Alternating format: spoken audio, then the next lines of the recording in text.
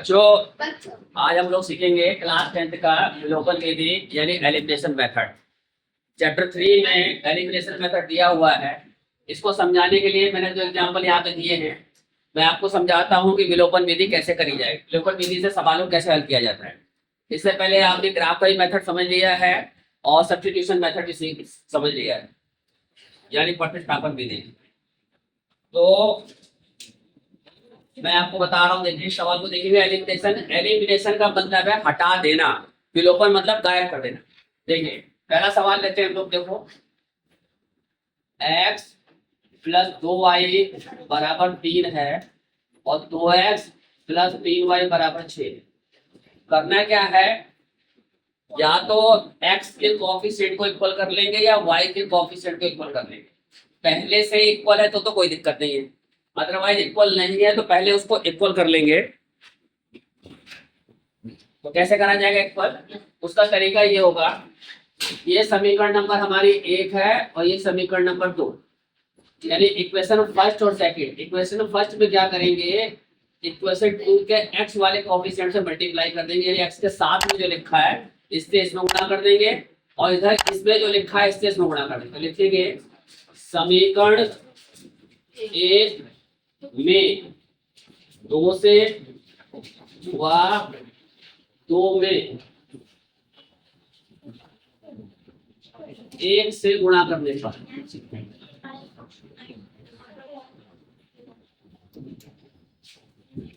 यानी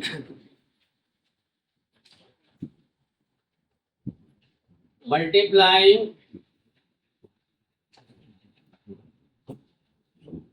equation first by 2 and second by 1। 1 से multiply करो या ना करो कोई फर्क नहीं पड़ता है, लेकिन इस तरह से लिख देते हैं। देखो पहले 2 से गुणा कर रहा हूं तो यहाँ क्या हो गया 2x, 2 दूनी 4y और 2 दिया 6। अब 1 से गुणा करेंगे वही आ जाएगा तो इसको एज इट इज लिख देंगे 2x 3y और बराबर 6। अब करना क्या है आपको, जब ये दोनों तरफ के बराबर हो, संख्या भी बराबर है चिन्ह भी बराबर है, तो आपको उसको घटा देना है। यहां लिखेंगे घटाने पर, घटाने पर यानी सब्ट्रैक्टिंग। देखो मैं सब्ट्रैक्ट कर रहा हूं, जैसे सब्ट्रैक्ट करना है तो आपको चिन्ह पलटना है, नीचे वाले को चिन्ह पलटेंगे। जहां पर कोई चिन्ह नहीं होगा तो वो प्लस का माना जाएगा, तो माइनस हो गया, ये प्लस का है माइनस हो गया, ये प्लस का है ये माइनस। तो देखो ये प्लस माइनस जब घटेगा 2 में से 2 क्या 0, तो सीधा इसको कट कर देते हैं। ये काट देता हूँ मैं, देखो ये हमारा कट हो गया और ये प्लस का है ये माइनस का है, तो दोनों घट जाएंगे। 4 में से 3 गया, 1 y, एक जैसे चिन्ह के छोड़ते हैं अलग अलग चिन्ह घटते हैं, एक लिखने की जरूरत नहीं, जैसे यहाँ पे एक लिखा हुआ है। उसके बाद क्या है 6 में से 6 गया, ये भी हो गया 0, y का मान सिंपल आ गया 0। अब क्या है y का मान जब आपका आ जाएगा तो आप किसी भी समीकरण में रख दीजिए, चाहे पहले में रख दीजिए चाहे सेकंड में रख दीजिए। तो यहाँ लिख देंगे समीकरण 1 से यानी फ्रॉम फर्स्ट।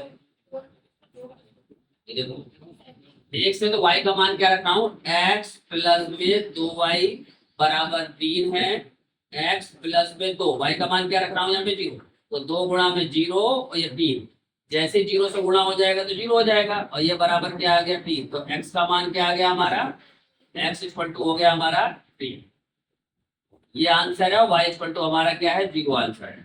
तो यही हमारा हो गया आंसर। मे भी आपको समझ में आ गया होगा, मैंने बताया कि आपको क्या करना है, दोनों के कोएफिशिएंट को इक्वल कर लेना है, मल्टीप्लाई करके और बराबर करके दोनों इक्वेशन माइनस कर देना। सबसे ज्यादा यही मेथड यूज होगा, ठीक है। ज्यादातर क्वेश्चनों में किसी भी क्वेश्चन को सॉल्व करना हो, यदि वो मेथड स्पेसिफाई ना करे तो आपको इसी मेथड से सवाल को हल करना है। एक मैंने क्वेश्चन और लिखा है, देखो मैं उसे भी हल करके दिखाता हूँ आपको। थोड़ा सा स्पेस बढ़ा दे ऊपर से, देखिए यहाँ पर यही से स्टार्ट कर दे रहा हूँ हल करना। देखिए आपको सबसे पहले क्या करना है, बराबर करना है। इधर 5 है इधर 2 है, तो 2 से इधर गुणा कर दो और 5 से इधर गुणा कर दो। ये क्वेश्चन क्या है फर्स्ट और ये क्वेश्चन क्या है सेकंड। इसी तरीके से स्टेटमेंट लिख देंगे कि इक्वेशन फर्स्ट को 2 से मल्टीप्लाई करने पर और इक्वेशन सेकंड को 5 से गुणा करने पर, ठीक है। तो इस तरह गुणा कर देंगे। मैं डायरेक्ट लिख दे रहा हूँ, देखो जैसे यहाँ लिख देते हैं 5x माइनस वाई बराबर 6। अब मैं इसकी किससे गुणा कर रहा हूँ, यहाँ मैं इसको 2 से गुणा कर रहा हूँ। ऐसे अगले वाले में क्या है 2x है, 2x को किससे गुणा कर रहा हूँ, 2x प्लस 3y बराबर 5। इस तरीके से लिख दिया मैंने आपको। 2 पंजे 10x, 2y और 2 6 12 और 5 दूनी 10x और 5 दिया 15y 25 आएगा। 5 पंजे 25। ठीक है, 10 के इसके बाद क्या है, यहाँ पर हम जोड़ेंगे क्योंकि पहले से ही चिन्ह पलटा हुआ, तो यहाँ लिखेंगे जोड़ देंगे।